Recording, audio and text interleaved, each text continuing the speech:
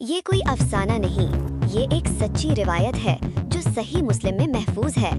एक ऐसा वाक़या जिसने ईमान, कुर्बानी और यकीन की ताकत को तारीख के सफ़हात पर हमेशा के लिए ज़ब्त कर दिया।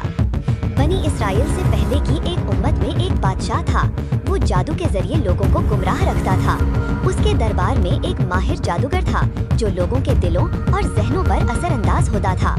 जब जादूगर बूढ़ा हो गया तो उसने बादशाह से कहा, मैं अब उम्र रसीदा हो चुका हूँ, मेरे लिए एक ज़हीन लड़का मुंतखब करो ताकि मैं उसे जादू सिखा दूँ। बादशाह ने एक होशियार लड़का मुंतखब किया। वो रोजाना जादू सीखने के लिए जाता, लेकिन उसके रास्ते में एक राहिब का मस्कन था। वो राहिब अल्लाह की इबादत करता था। लड़का उसके पास बैठने लगा, उसकी बातें सुनने लगा। उसे महसूस हुआ कि राहिब की बातों में सच्चाई है।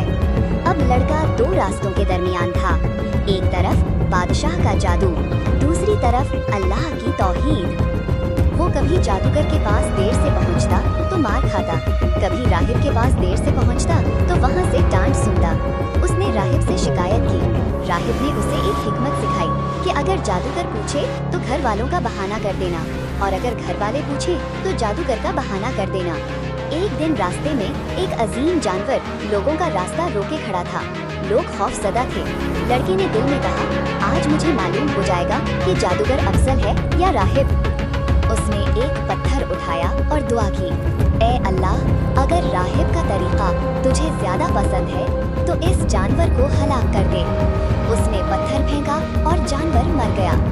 लोग गुजर गए। लड़का फौरन राहिब के पास गया और सारा वाकया सुनाया। राहिब ने कहा, बेटे, आज तुम मुझसे अफजल हो गए हो, तुम आजमाइश में डाले जाओगे। जब आजमाइश आए तो मेरा नाम जाहिर ना करना। अल्लाह ने इस लड़के के हाथों शिफा देना शुरू कर दी।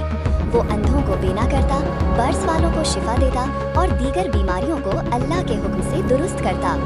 बादशाह का एक दरबारी नाबीना था। उसने सुना कि एक लड़का शिफा देता है।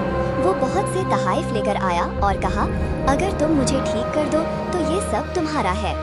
लड़के ने कहा, मैं शिफा नहीं देता, शिफा देने वाला सिर्फ अल्लाह है। अगर तुम ईमान ले आओ तो मैं अल्लाह से दुआ करूँगा और वो तुम्हें शिफा देगा। वो ईमान ले आया। लड़के ने दुआ की, वो बीना हो गया। जब वो दरबार में वापस गया तो बादशाह ने पूछा, तुम्हें बीनाई किसने दी? उसने जवाब दिया, मेरे रब ने। बादशाह गुस्से में आग बगोला हो गया। उसे सजा दी गई, यहाँ तक कि उसने लड़के का नाम बता दिया। लड़के को लाया गया, इससे पूछा गया, फिर राहिब को बुलाया गया। राहिब को कहा गया कि अपने दीन से फिर जाओ। उसने इनकार कर दिया। चुनाचे आरा रखकर उसके सर को दो हिस्सों में चीर दिया गया।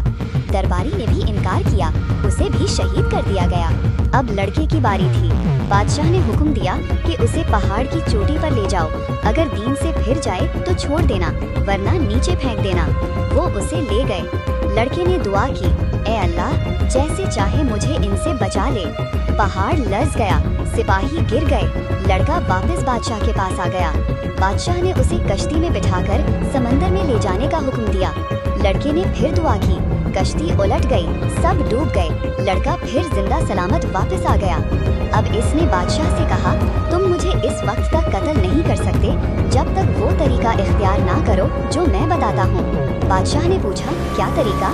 लड़के ने कहा, लोगों को एक मैदान में जमा करो, मुझे खजूर के तने से बांधो, मेरे तरकिश से तीर निकालो और कहो, बिस्मिल्लाह रब्बुल गुलाम, फिर तीर चलाओ।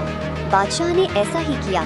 जब उसने कहा, बिस्मिल्लाह रब्बुल गुलाम और तीर चलाया, तीर लड़के की कनपटी पर लगा। उसने हाथ रखा और शहीद हो गया। लोग चीख उठे, हम लड़के के रब पर ईमान ले आए। ये मंजर बादशाह के लिए सबसे बड़ा धचका था। उसने खंदकें खुदवाई, आग जलाई गई। जो ईमान से ना फिरता उसे आग में फेंक दिया जाता। ये वही वाकया है जिसका जिक्र सूरत अल बुरूज में है। खुतिला अस्हाबुल उख्दूदी। एक औरत आई जिसके हाथ में बच्चा था। वो झिझकी।